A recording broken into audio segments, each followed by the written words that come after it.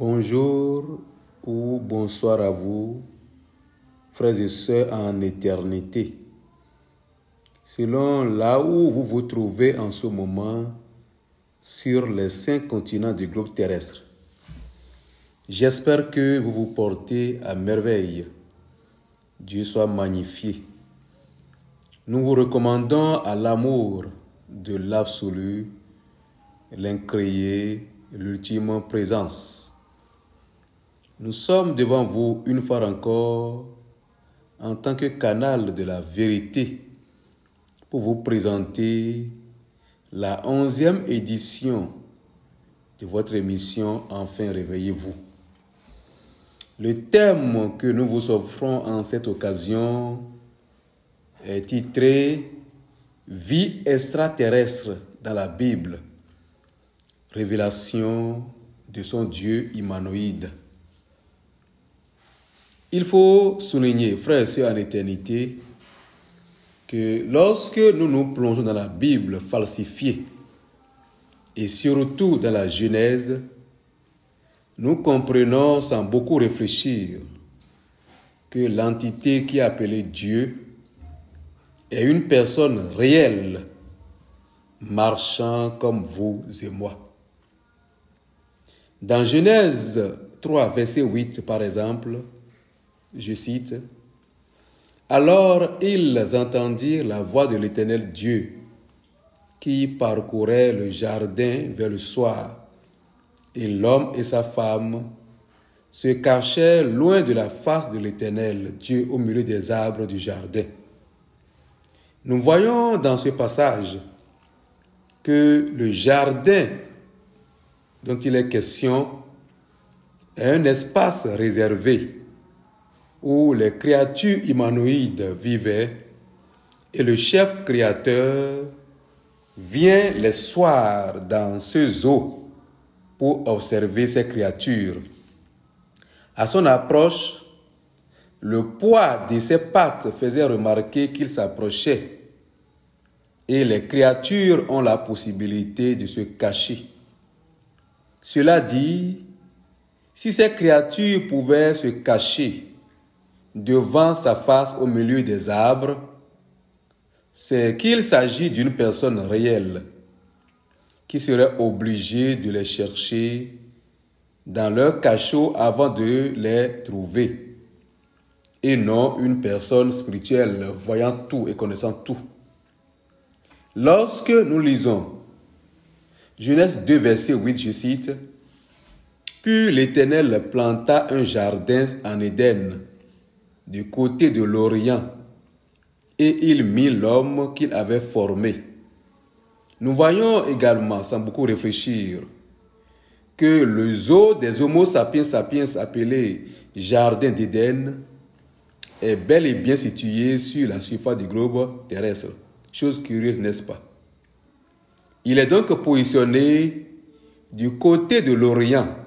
En un mot, il se situait dans l'Asie actuelle. Et cela nous conduit tout droit à la forteresse Anunnaki que nous savons déjà était érigée vers l'Euphrate. Le quartier général des Anunnaki que constituait cette forteresse servait donc du palais de leur conseil dirigeant.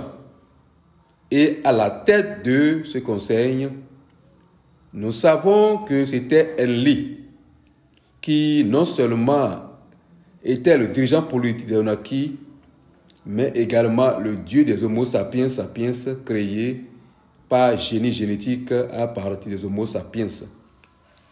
Cela dit, le dieu de la Bible est bel et bien extraterrestre, un archonte ou un Anunnaki en provenance de la constellation d'Orion. Il faut reconnaître qu'en réalité, ce Dieu de la Bible qui est Enlil est lui-même le fils de Anu ou Yadabaoth, que l'on appelle le diable.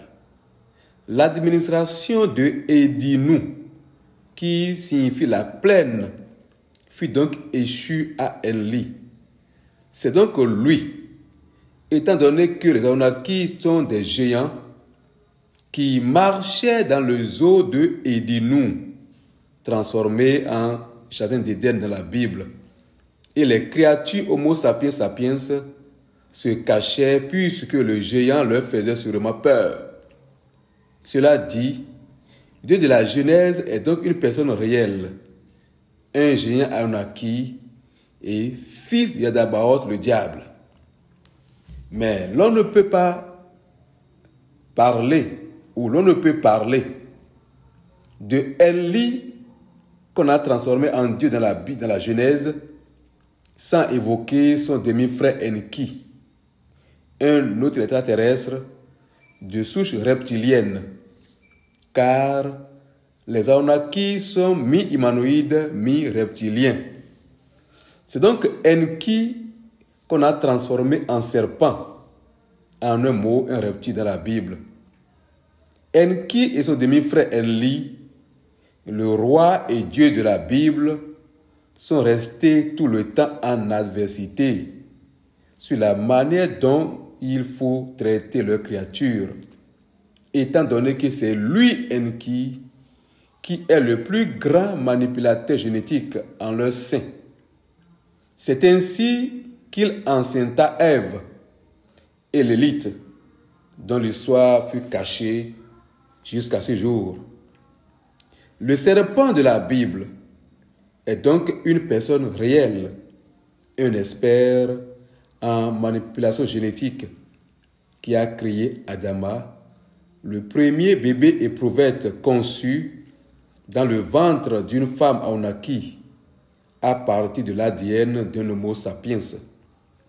Enki ayant ouvert le bal de la conception entre un extraterrestre Anunnaki et un Homo sapiens sapiens, je dirais carrément une Homo sapiens sapiens, féminin donc, si vous voulez, d'autres extraterrestres Anunnaki ont continué dans sa lancée et ont eu des enfants avec d'autres Homo sapiens sapiens féminins. Et c'est ce que nous lisons dans la Bible, dans Genèse 6, versets 1 à 2, je cite. 1.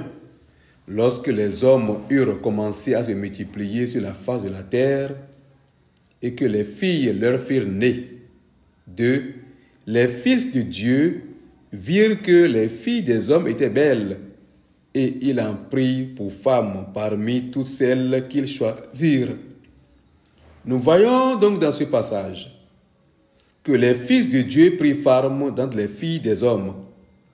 Il faut reconnaître que ce passage biblique fit l'objet de toutes les interprétations possibles.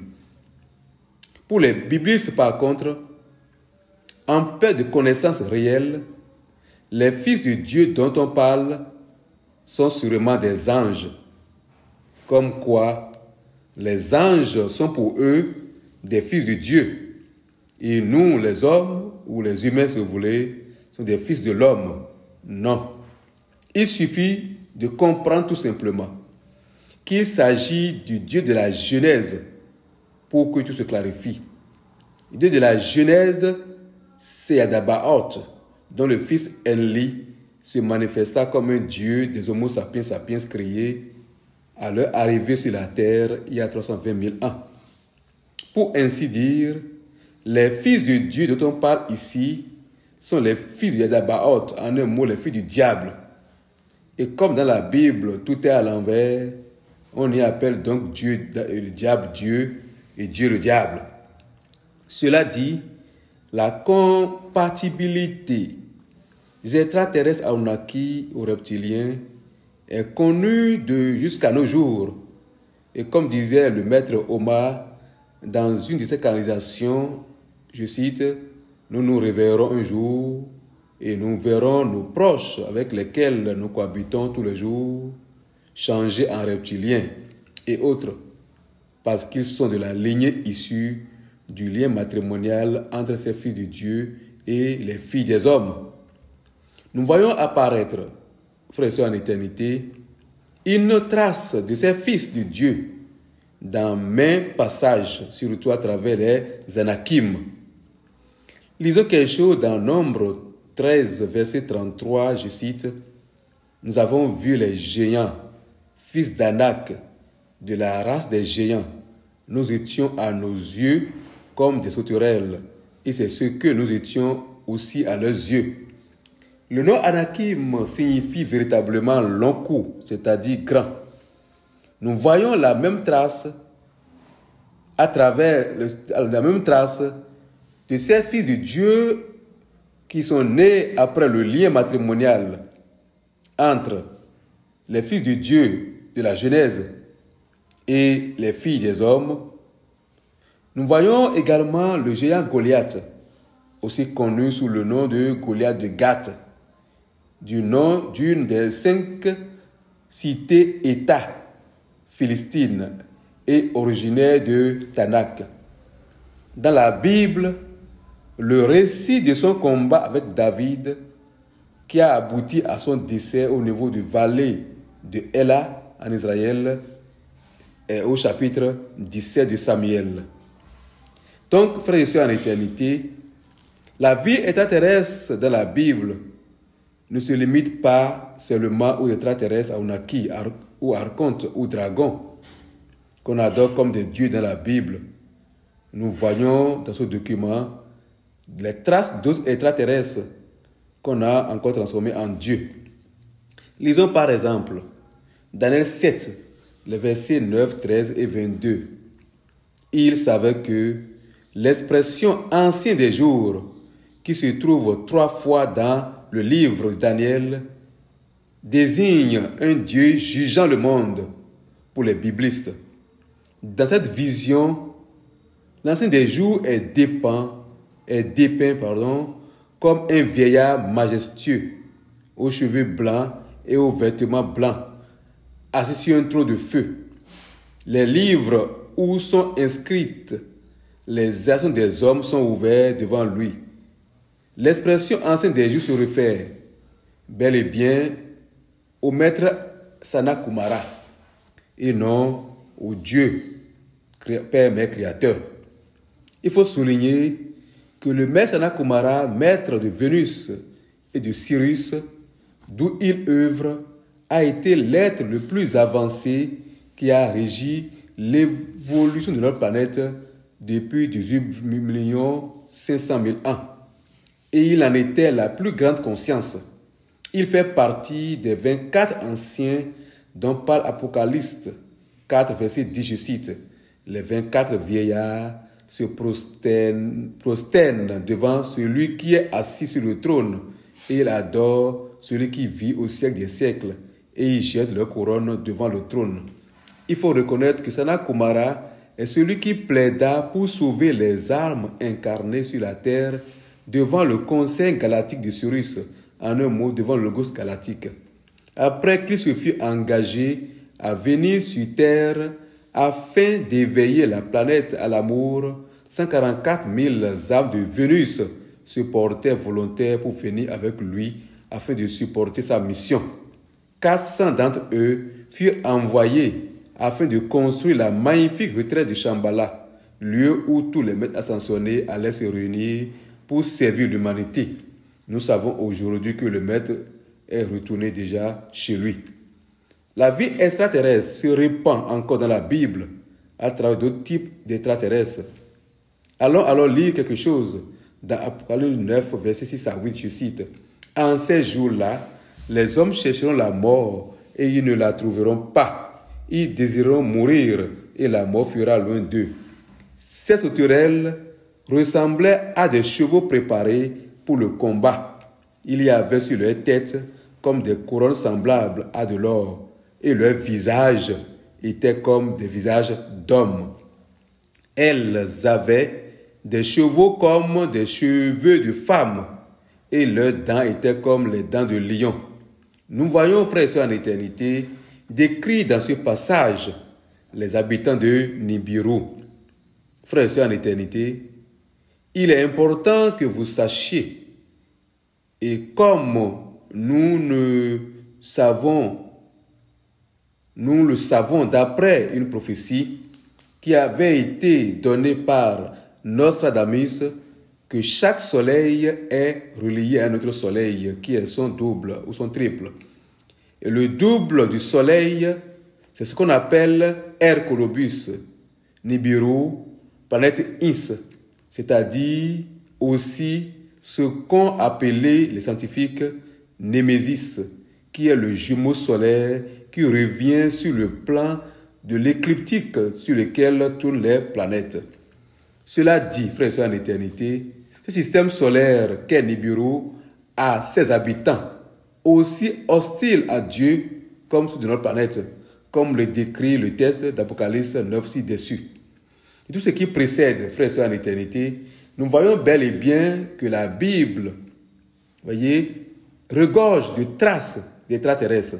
Nous avons par exemple l'extraterrestre Anunnaki, originaire de la constellation d'Orion, les maîtres ascensionnés, dont une bonne partie est originaire de Vénus et Sirius, sans oublier les habitants de Nibiru et beaucoup d'autres. Finissons, frères et sœurs en éternité, la 11e édition de votre émission « Enfin réveillez-vous » par une citation de Dark, je cite. « La vérité est une chose étrange. On a beau essayer de l'étouffer, tôt ou tard, elle finit toujours par éclater. » Nous vous remercions pour nous avoir suivis avec attentivité. Soyez-en fortifiés. Nous nous reverrons prochainement pour la 12e édition de votre émission « Enfin réveillez-vous ». Merci beaucoup.